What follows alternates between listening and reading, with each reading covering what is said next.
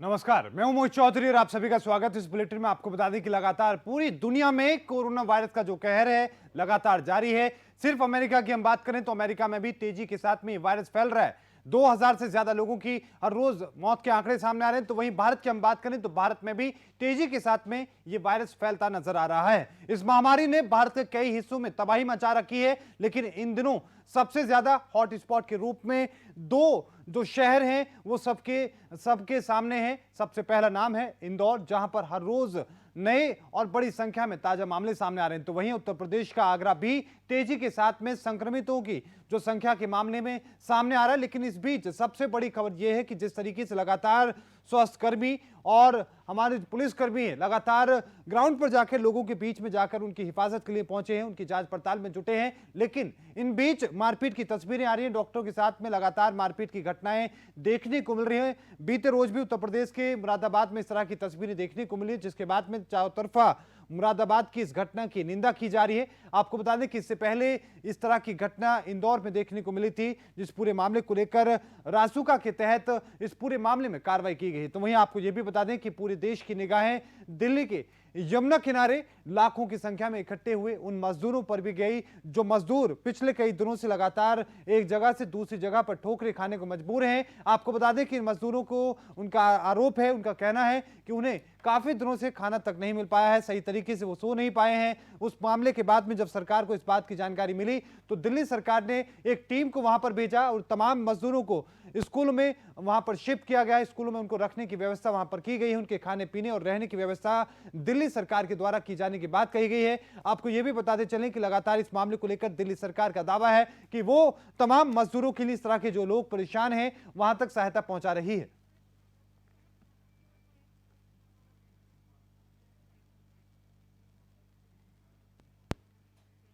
और इस पूरे मामले को लेकर किस तरीके से दिल्ली में स्थिति है, उसको लेकर क्या कुछ कहना है उप मुख्यमंत्री मनीष सिसोदिया का, आइए सुनवाते हैं। मुख्यमंत्री जी ने आदेश देकर उन सभी को अलग अलग नाइट शेल्टर्स में भिजवा दिया है। बहुत सारे स्कूलों में नाइट शेल्टर्स बना दिए गए हैं और उनको वहाँ रखा जाएगा, उनके खाने पीने की व्यवस्था वहाँ की जाएगी। मुख्यमंत्री जी ने पूरा आदेश दिया हुआ है कि दिल्ली के किसी भी कोने में कोई भी मजदूर अगर खाने की, रहने की समस्या से ग्रसित है तो चाहे हमें अपने सारे सरकारी स्कूलों को, हमें चाहे अपने सारे कम्युनिटी सेंटर्स को नाइट शेल्टर्स में बदलना पड़े, लेकिन कोई भी व्यक्ति बिना रहे, मतलब रहने की समस्या से नहीं जूझेगा और खाने की समस्या से नहीं जूझेगा। सारी सरकार मिलकर सुनिश्चित कर रही है। जैसे ही ये असेंबली वहाँ पे होनी शुरू हुई, मुख्यमंत्री जी ने आदेश दिए और सबको अब बसों में फ्रूट्स वगैरह दे के और उनको खाने की व्यवस्था करके अब उनको नाइट शेल्टर्स में ले जाया गया है। लेकिन मुरादाबाद में हुए पथराव को लेकर किस तरीके से पुलिस प्रशासन के द्वारा कार्रवाई की गई है, किस तरह की स्थिति वहां पर देखने को मिली है, इस मामले की जानकारी एसपी दे रहे हैं। क्या कुछ एसएसपी ने कहा है, सुनवाते हैं। ये आज स्वास्थ्य विभाग की टीम और पुलिस की टीम कुछ लोगों को क्वारंटाइन करने गई थी, तो वहाँ मौके पे जो एरिया के लोगों ने उनके ऊपर पथराव कर दिया, जिसमें एक डॉक्टर और पुलिसकर्मी भी घायल हुए। थाने की गाड़ी में भी डैमेज हुआ और एम्बुलेंस को भी डैमेज हुआ। फिर उसके बाद पुलिस टीम ने वहाँ पर इन्फोर्समेंट भेजी, वहाँ पे लोगों की अरेस्टिंग करी जो वहाँ पे इसमें इन्वॉल्व थे। अब तक कुल 17 लोग की अरेस्टिंग हो चुकी है, जिसमें 10 पुरुष हैं, 7 महिलाएं हैं और लोगों की भी अरेस्टिंग के लिए टीम बनाई जा चुकी है। उनके अरेस्टिंग के लिए प्रयास किए जा रहे हैं। मौके पे जो सीसीटीवी फुटेज के आधार पर लोगों को चिन्हित किया जा रहा है। इसमें मुकदमा दर्ज किया जा चुका है और उनके विरुद्ध कार्रवाई की जाएगी। सर किन धाराओं में मुकदमा लिखा गया है? इनके अंतर्गत आईपीसी सेक्शन 307 तथा अन्य जो विधिक धाराएं थी वो साथ ही साथ 7 सीएल एक्ट आपदा उसके अंदर लिखा गया है, एपिडेमिक एक्ट के अंदर लिखा गया है। इनके खिलाफ कार्रवाई की जा रही है। तो आपको बता दें कि तेजी के साथ जो मामले हैं वो देखने को मिल रहे हैं। उत्तर प्रदेश का आगरा एक ऐसा शहर बन चुका है, ऐसा जिला बन चुका है जहां पर सबसे ज्यादा लगातार जो मामलों की संख्या बीते कई घंटों से देखने को मिल रहे हैं। पिछले 48 घंटों की अगर हम बात करें तो 48 घंटों में आगरा में सबसे ज्यादा मामले देखने को मिले हैं। वहीं इंदौर में भी लगातार जो संख्या है वो अभी भी तेजी के साथ बढ़ती नजर आ रही है। पिछले 24 घंटों के आंकड़े की हम बात करें तो 53 नए मामले सामने आए हैं और इसी के साथ में अकेले इंदौर की हम बात करें तो वहां पर अब तक 38 लोगों की मौत हो चुकी है, जो कि पूरे मध्य प्रदेश में सबसे ज्यादा है। और इस पूरे मामले को लेकर लगातार सरकारों का दौर जारी है, बैठक लगातार की जा रही है तमाम राज्य सरकारों की तरफ से, केंद्र सरकार की तरफ से। और इस स्थिति को काबू में पाने के लिए ही प्रधानमंत्री नरेंद्र मोदी ने लॉकडाउन 2.0 का उसका ऐलान किया है। और इस तमाम चीजों को लेकर ही हम चर्चा करेंगे। और आज की चर्चा में हमारे साथ शामिल है डॉक्टर अंजलि क्वात्रा है, डिजास्टर एक्सपर्ट है। मैम, आपका स्वागत है ओके इंडिया पर। हमारे साथ सीनियर जर्नलिस्ट है सीमा गिल, आपका स्वागत है मैम ओके इंडिया पर। हमारे सहयोगी नीरज शर्मा, आपका भी स्वागत है। सबसे पहले डॉक्टर अंजलि क्वात्रा, आजकल के जो हालात हैं इसको लेकर आप क्या कहेंगे? हालात तो बद से बदतर ही हो रहे हैं, मगर फिर भी इकोनॉमी को देखते हुए लॉकडाउन खोलने की बात हो रही है। ये बड़ी खतरनाक साबित हो सकती है अगर हमारी जनता ने साथ में कोऑपरेट नहीं किया, क्योंकि जिस तरह से डॉक्टर्स और नर्सेस को मारने पीटने की बात नजर आ रही है, इससे कहीं नजर आ रहा है कि हमारी जनता जो कुछ एजुकेशन के अभाव में या कुछ इसको समझ नहीं रही है, सतर्कता उसमें कम है, उसमें जानकारी कम है, इसलिए ही ये मामले सामने नजर आ रहे हैं। उसके लिए हो सकता है हमारी सरकारों को स्ट्रिक्ट लॉज, अगर इस एपिडेमिक डिजीज एक्ट के अंडर जो लॉज अलाउ करते हैं 6 महीने की कैद, कुछ और इससे भी अधिक अगर सख्ती करी जा सके तो करी जानी चाहिए। और पुलिस जो कर्मी जाके वहां पे अपनी ड्यूटी निभा रहे हैं, उनकी जान खतरे में है, उनके लिए उनको रीइंफोर्समेंट दे, चाहे आर्मी से मदद लें, क्योंकि ऐसे मामले तो इसके अंदर कोई ह्यूमन राइट्स या फ्रीडम राइट्स वगैरह को ना देखते हुए प्रिंसिपल होना चाहिए, good of the maximum people. बिल्कुल, तो उसके हिसाब से चलना जरूरी है, क्योंकि ये पूरे देश की जनता को खतरा है। और ऐसे बदतमीजियों से और गैर जिम्मेदाराना जो ये बिहेवियर्स हैं, इससे बहुत अधिक फैल सकता है ये कोरोना। और ये अगर लोग नहीं समझ रहे हैं तो शायद कानूनन जो कार्रवाई की जा सकती है, उसी से ही एक एग्जाम्पल भी सेट करना है, ताकि बाकी लोगों को भी समझ आए कि वो आगे से ऐसे नहीं कर सकते हैं। जी बिल्कुल। सीमा गिल मैम, आप किस तरीके से देखती हैं जो आंकड़े बढ़ रहे हैं और जिस तरह के हालात अभी देखने को मिल रहे हैं, उनको आप क्या कहेंगे? वही देखो, इसमें कोई I mean if and but नहीं है कि जिस तरीके से अंजलि बोल रही है कि हालात बहुत खराब है और हम लॉकडाउन की परिस्थिति में जो है, अगर किसी भी तरीके से अगर इस पे लॉकडाउन को तोड़ा जाता है तो मेरे हिसाब से वो बहुत ही खतरनाक स्टेप होगा। मुझे नहीं लगता किसी भी तरीके से उसको हटाने की बात हो रही है।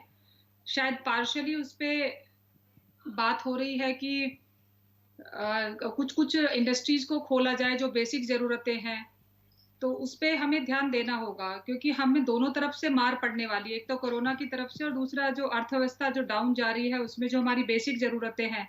आप देखेंगे ग्रोसरी शॉप्स पे अगर आप कुछ चीजों की शॉर्टेज उस तरीके से होने लगी है, लाइक बिस्किट इंडस्ट्री है, कुछ ऐसे जो स्नैक्स है जो छोटे छोटे घरों में यूज करते हैं, तो सरकारों को दोनों तरफ काम करना पड़ेगा। लेकिन उसके साथ साथ जिस तरीके से मुरादाबाद का जो केस हुआ डॉक्टर्स के साथ, जिस तरीके से हिंसात्मक एक रिएक्शन लोगों का सामने आया है, वो बेहद दुखद है। इसमें सरकार के साथ साथ मुझे ऐसे लगता है कि जो हमारी कम्युनिटी से जो जिम्मेदार लोग हैं उनको सामने आना चाहिए। और अगर कोई भी ऐसा व्यक्ति किसी सरकारी सहायता देने वाले व्यक्ति के अगेंस्ट में अगर कोई भी ऐसी कार्रवाई करता है, तो उसको समाज की तरफ से भी उसका बहिष्कार होना चाहिए। तो समाज अगर साथ में आज सरकार के साथ नहीं खड़ा होगा, हो सकता है कि हम बहुत सारे ऐसे मुद्दों पर सरकार के अगेंस्ट हों, लेकिन कोरोना की जब बात आती है तो हम सबको एक साथ खड़े होना चाहिए। और जो भी इसमें साथ नहीं दे रहे या किसी भी तरीके से उसमें अड़चन पैदा कर रहे हैं, उसमें हमारी तरफ से भी हमारी ये जिम्मेदारी बनती है कि हम आगे आके कदम बढ़ाएं और लोगों को ये स्ट्रॉन्ग मैसेज दें कि अगर आप किसी भी सरकारी व्यक्ति के साथ जो आपके सहयोग के लिए आया, आपकी हेल्प के लिए आया, आप उसके साथ कोई भी ऐसा बर्ताव करेंगे तो आपको बख्शा नहीं जाएगा, सामाजिक तौर पे भी और कानूनी तौर पे भी। बिल्कुल। लेकिन सबसे बड़ी जो बात है मोहित, वो बहुत इंपॉर्टेंट है, वो हमारी जो एजेंसीज हैं इस वक्त जो काम कर रही हैं, उनको बहुत बैलेंस रखने की जरूरत है, क्योंकि जनता की तरफ से कई बार ऐसे रिएक्शंस होंगे, उस टाइम पर हमारी अपनी समझ बहुत काम आएगी। पुलिस और स्वास्थ्य कर्मी है, उनको ये चीजों को ध्यान में रख के अपने एक्शंस को आगे लेके जाना पड़ेगा कि कहीं हम उनकी किसी भी प्रतिक्रिया का शिकार ना हो। हमें खुद अपनी भी बचाव रखना है। जी तो यहाँ बिल्कुल पे हमें मतलब बहुत बैलेंस करने की जरूरत है चारों तरफ से। बिल्कुल। नीरज, मैं आपका रुख करूंगा। पहले तो ये जानने की हम कोशिश करेंगे कि मुरादाबाद में आखिरकार हुआ क्या था, क्या वजह रही जिसके चलते इतनी बड़ी घटना को अंजाम दिया जाता है। पुलिस बल मौके पर होता है, बावजूद इसके पुलिसकर्मियों को भी पीटा जाता है, डॉक्टरों को भी पीटा जाता है। इसकी गहराई में जाने की हम कोशिश करें, आखिरकार हुआ क्या था। मोहित, अगर मुरादाबाद की घटना की बात करें तो मुरादाबाद में 53 लोगों का कोरोना टेस्ट हुआ था, जिसमें से 17 लोगों को जो है कोरोना पॉजिटिव पाया गया था जी। और उनमें से एक व्यक्ति की जो है मौत हो गई थी।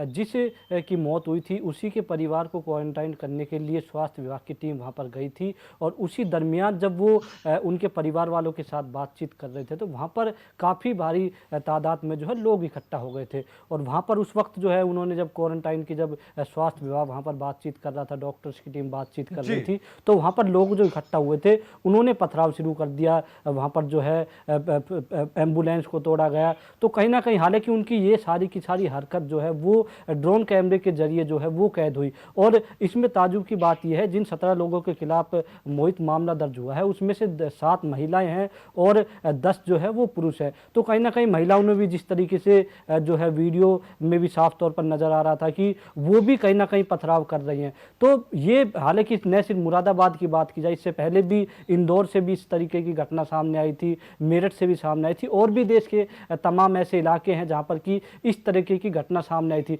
पर ये घटनाएं कि डॉक्टरों के लिए कहीं ना कहीं मुझे लगता है एक बार फिर यही कहना पड़ेगा, जो लोग आपकी ज़िंदगी बचाने में लगे हुए हैं अब वो लोग खुद अपनी ज़िंदगी उनकी कहीं ना कहीं खतरे में है। क्योंकि अगर इस तरीके से कुछ इलाकों में जाकर अगर स्वास्थ्य कर्मचारियों के साथ, डॉक्टरों के साथ, एम्बुलेंस के साथ इस तरीके का अगर व्यवहार किया जाएगा, इस तरीके से अगर मार पिटाई की जाएगी, तो मुझे लगता है जो हमारे लिए खड़े हुए हैं, जो हमारे लिए आज के दिन भगवान बने हुए हैं, अगर उनके साथ ऐसा होगा तो बेहद ही हालात जो है ख़राब हो जाएंगे। क्योंकि दुनिया भर में जो हम कोरोना वायरस की अगर बात करते हैं तो अन्य देशों की बात की जाए तो किस तरीके से लड़ा जाए, किस तरीके से सरकारें तैयारी कर रही हैं, वहाँ का स्वास्थ्य महकमा क्या तैयारी कर रहा है, ये चीज़ें चल रही है। पर हिंदुस्तान में एक अलग ही जो है पहलू नज़र आ रहा है कि वहाँ पर जो है स्वास्थ्य कर्मचारियों के साथ मारपीट की जा रही है। जो टीम जो है क्वारंटाइन करने के लिए किसी इलाके में गई है उसके साथ मारपीट की जा रही है। तो बेहद ही शर्मनाक है, क्योंकि जिस तरीके से भारत में इस वक्त मोहित हालात बदल रहे हैं और लगातार लॉकडाउन के बाद भी जो है हिंदुस्तान में मामले जो है वो बढ़ते जा रहे हैं। दुनिया की अगर बात की जाए मोहित, तो दुनिया में जो है 10 लाख तक जो कोरोना पीड़ित जो मरीजों की संख्या पहुंचने में तकरीबन 93 से 95 दिन लगे थे, पर अगले 10 से 20 लाख तक जो मरीजों की संख्या पहुंचने में, क्योंकि आज के वक्त तकरीबन 20 लाख और जो है 80,000 के लगभग जो है लोगों की तादाद मरीजों की है, वो पहुंचने में सिर्फ 13 दिन लगे। मतलब कि किस तरीके से कोरोना वायरस अपना कहर पहुंचा रहा है ये हमें समझना चाहिए। और जो डॉक्टर हमारी सेवा में जुटे हुए हैं उनका मान सम्मान, वो जिस तरीके की भी हमारे लिए सुविधा देने के लिए आ रहे हैं, हमें वो सारी की सारी बातें माननी चाहिए। जी बिल्कुल, माननी भी चाहिए और हमारे सम्मान भी उनका करना चाहिए। डॉक्टर मैम, आपका मैं रुख करूंगा, किस तरीके से हम देखें कि दुनिया के अंदर 200 से ज्यादा ऐसे मामले देश हैं जहां पर इस तरह के मामले देखने को मिल रहे हैं कोरोना से जुड़े हुए, जो देश लगातार इसको लेकर जंग लड़ रहे हैं, लेकिन भारत एकमात्र ऐसा देश सामने आ रहा है जहां पर डॉक्टरों के ऊपर, पुलिसकर्मियों के ऊपर इस तरीके से हमले किए जा रहे हैं। मैम, क्या वजह यहां पर नजर आती है? सिर्फ शिक्षा की कमी, या फिर आपको नजर आता है क्या कोई मानसिक तनाव नजर आता है? हाँ, मैं भी यही समझती हूँ कि कुछ ट्रस्ट डेफिसिट है, कुछ जानकारी की कमी है, यानी कि उनको समझ नहीं आ रहा कि ये उनके भी फायदे के लिए है। साथ में कुछ जो सरकार की व्यवस्था है, एक साइको सोशल एस्पेक्ट देखते हुए कि उनकी मनोवैज्ञानिक उनकी जो स्थिति देखते हुए साइको सोशल काउंसलिंग की इस वक्त बहुत जरूरी है। उनको कुछ काउंसलिंग करके ही समझाया जा सकता है कि क्या कारण है कि उनको क्वारंटाइन किया जा रहा है, उनके मन में क्यों ऐसी शंका उठ रही है या क्या कारण है। ये actually as a case studies लेकर हमें पता चल सकता है कि उनकी क्या मनोवैज्ञानिक शंकाएं मन में है, जिसके कारण, क्योंकि औरतें भी अगर ऐसा कर रही हैं, इसका मतलब आम जनता अगर ऐसा सोच रही है तो कहीं उनके मन में कुछ शंकाएं और कुछ जानकारी की कमी के अलावा भी शायद विश्वास की कमी भी है। संस्था जो सरकारी जो भी ऑफिशियल्स जा रहे हैं, इसलिए ये एक कुछ केस स्टडीज करके जल्दी उनके लिए एक छोटा सा मॉड्यूल बना देना चाहिए कि उनको साइकोलॉजिकली कैसे विश्वास दिलाएं कि हम उनके भले के लिए ये सब हो रहा है, क्योंकि एक के बाद उससे दूसरी से तीसरी असर भी बुरा पड़ता है।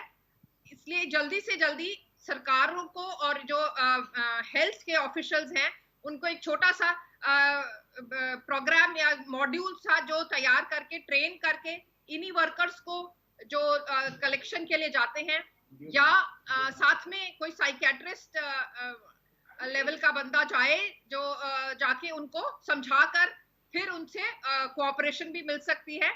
और इसके साथ में ट्रस्ट जो विश्वास है उनका जीतना बहुत जरूरी है और उसी से उनकी कोऑपरेशन मिलेगी, मेरा ये सोचना है। लेकिन दूसरे देशों के मुकाबले हम देखें, हमारे यहाँ पर चुनौतियां बहुत ज्यादा हैं और खासकर इस तरह की चुनौती को ज्यादा ही देखने को मिल रही बीते कुछ दिनों से। क्या लग रहा है कि किस तरीके से सरकार को भी बाकी देशों से सबक सीखकर इस तरह के मामलों से निपटने की जरूरत है? क्या लगता है कि ऐसे कौन कौन से स्टेप हो सकते हैं? देखिए, बाकी देशों में तो काफी लोगों के पास नॉलेज और साइंस पढ़े लोग भी हैं। बिल्कुल मैम, पढ़े लिखे हैं, साइंस उनके पास, लेकिन बिल्कुल। बावजूद इसके सुपरमार्केट में अमेरिका में हमने देखा, इसके अलावा बाकी देशों में हमने देखा कि किस तरीके से वहां पर खाने को लेकर, टॉयलेट पेपर को लेकर किस तरह से लड़ाइयां देखने को मिली हैं, आपस में लड़ते हुए लोग मिले हैं। अब ऐसे में भारत में भी इस तरह की तस्वीरें कि हमला किया जा रहा है पुलिस कर्मियों पर, स्वास्थ्य कर्मियों पर, इनको जोड़ा जा सकता है क्या? देखिए, अमेरिका का जहां आप बता रहे हैं, मैं तो ये कहूंगी उसके मुकाबले में हमारा देश बहुत ही अच्छा है। हमारे देशवासियों के अंदर इतना स्वार्थ भाव नहीं है जितना वहां पे है। वहां पे इंडिविजुअलिज्म है, अपना सिर्फ सोचते हैं और इसके लिए वो नहीं देख रहे हैं कि सारा सामान उठा लेंगे स्टोर से क्योंकि उनके पास पैसे हैं, अमीर लोग हैं, तो बाकियों का क्या होगा। तो हमारे देश में कम से कम ऐसा नहीं है, लोग बहुत सद्भाव वाले हैं, बल्कि अच्छे जो पैसे वाले लोग तो आगे बढ़कर धर्मार्थ और समाज सेवा के रूप में लोगों को अपना पूरा सहयोग दे रहे हैं, खाना बांट रहे हैं। रिस्क लेकर भी मैं देखती हूँ कि किस तरह से एक एक जने को खाना पकड़ाया जा रहा है। और हमारे पुलिसकर्मी भी जिनकी ड्यूटी बनती भी नहीं है, मगर वो भी आगे बढ़कर खाना बांटने में कुछ तो और मैंने न्यूज सुनी कि खाना बना भी रहे हैं, बना रहे हैं, मास्क बना रहे हैं, सैनिटाइजर दिया जा रहा है। हाँ, तो हमारे यहाँ तो लोग बहुत धार्मिक विचारधारा के हैं और एक बहुत मानसिकता उनकी ह्यूमैनिटेरियन की तरफ है। तो इसलिए इस तरह से हमारे देश में नहीं दिख रहा, जबकि हमारे देश में पॉपुलेशन इतनी अधिक है, कमी भी है, रिसोर्सेज की भी कमी है, फिर भी हर एक को खाना, पका हुआ खाना पकड़ाना ये एक बहुत बड़ी चीज है। और उस तरह से हम अमेरिका से और बाकी सब देशों से बहुत अच्छे हैं। जी बिल्कुल। बाकी जो ये थोड़े से केसेस कि जो मिसट्रस्ट वाले केसेस हैं, और एक जो अभी पीछे देखा है कि जो मुंबई में भी देखा गया और कि लोग इकट्ठे माइग्रेंट्स बाहर निकल रहे हैं, बिल्कुल। कुछ वो गलत एलिमेंट्स हैं हमारी सोसाइटी में, वो अलग किस्म से उनको हम लेते हैं कि वो शायद अपना छोटे छोटे पॉलिटिशियंस अपना नाम बनाने के लिए ऐसे र्यूमर्स फैला देते हैं कि यहाँ से बाहर जाया जा सकता है और इस तरह से लोग इकट्ठे हुए। तो ऐसे जो छुट भैया पॉलिटिशियंस हैं, इनको हमें जरूर डील करना चाहिए, क्योंकि ये अपने स्वार्थ के लिए लोगों की जिंदगी को दांव पे लगा रहे हैं। इनको स्ट्रिक्टली और लॉ से, और जो भी लॉ से भी बढ़कर, आई थिंक चाहे ऑर्डिनेंस पास करे चाहे सरकार कुछ भी करे, ऐसों को अच्छे से सबक सिखाना चाहिए, क्योंकि पूरे देश में ऐसा नहीं फैले और आगे से ऐसा बिल्कुल कड़े कदम की जरूरत है, सख्त कार्रवाई की। बिल्कुल, उनको बहुत कड़ी सजा। जी बिल्कुल। सीमा गिल मैम, मैं आपका रुख करूंगा। इंदौर में हमने एक घटना देखी, लखनऊ में हमने देखा कि किस तरीके से मुजफ्फरनगर इलाके में, मेरठ में और खुद दिल्ली के जाफराबाद इलाकों में पुलिस कर्मियों पर हमला किया गया। और अब ताजा तस्वीरें मुरादाबाद से सामने आई हैं, जहां पर पुलिस कर्मियों पर और डॉक्टरों को निशाना बनाया गया है। कोई मॉडल नजर आता है मैम? कोई साजिश नजर आती है आपको? मोहित, देखो, हमारे देश में धर्म एक ऐसा शब्द है, मैं शब्द इसलिए बोल रही हूँ क्योंकि इसको जो लीड करने वाले लोग हैं उनकी नीयत पे कई बार मुझे मेरे मन में सवाल खड़े होते हैं, क्योंकि धर्म के नाम पे आप एक आदमी को उच्च आदर्शवान व्यक्ति बना सकते हैं जिसकी ह्यूमन वैल्यूज हाई हो, और धर्म के नाम पर अब एक आदमी को उस लायक हैवान बना सकते हो जो दूसरे आदमी को मारने के लिए तैयार हो जाए। धर्म एक ऐसा शब्द है जो आदमी के ना भावनात्मक रूप से जुड़ा होता है। जैसे अभी डॉक्टर अंजू बोल रहे थे, ये आज की डेट में आपको बेहद महत्वपूर्ण है कि आप मानसिक और भावनात्मक रूप पे चीजों को समझें और फिर उनसे बचने के लिए आप तरीके निकालें। ये सरकार और सिस्टम में जो बैठे हुए लोग हैं उनको इस वक्त देखने की जरूरत है।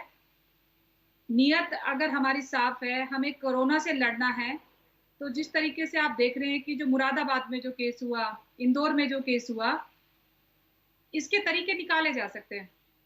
आप अगर लग रहा है आपको कि एक स्पेसिफिक कम्युनिटी से लोग रिएक्शन दे रहे हैं या वो सिस्टम को सपोर्ट नहीं कर रहे हैं, तो ऐसा नहीं है। किसी भी कम्युनिटी में 100% लोग खराब हैं, ये वो आपको समझना नहीं चाहते। हो सकता है उसका रेशो थोड़ा ज्यादा हो, तो उसमें तरीके निकाले जा सकते हैं। उसमें से कुछ ऐसे लोग जो सिस्टम को समझते हैं, कोरोना की प्रॉब्लम्स को समझ रहे हैं, उनको चिन्हित करके आप उनको जिम्मेदारी दें कि वो अपनी कम्युनिटी में लोगों को मोटिवेट करें।